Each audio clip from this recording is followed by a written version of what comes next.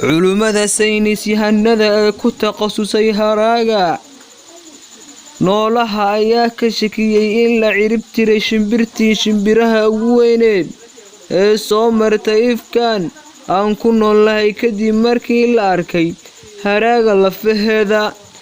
Saynis yahanada ayaa shimbirtan magaceeda ku sheegay shimbir maroodi. Waxa ay rumaysan yihiin inay adduunka ku nooleed 10,000 ee sano ee la soo dhaafay. Waxa ay sheegeen sababta ay u dabar go'day shimbirtan in ay tahay in ugaarsi lagu hayay, isla markaana bini'aadamka ay cuni jireen.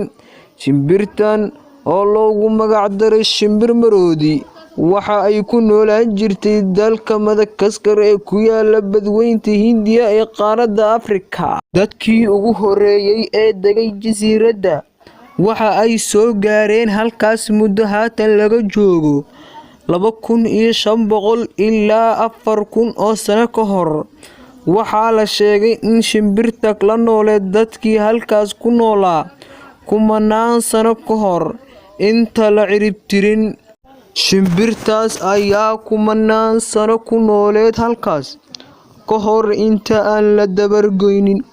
Muddo haatan laga joogo 9,000 oo sano.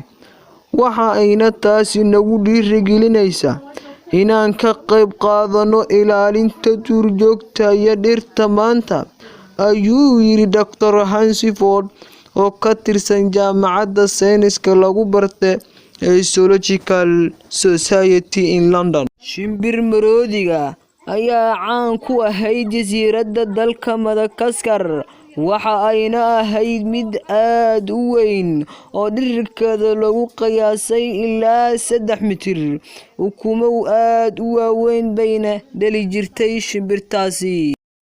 Qaar ka mid ah baarayaasha ayaa isweydiinaya su'aasha in ay shimbirtan noqon karto shimbirtii ugu weyneed ifka.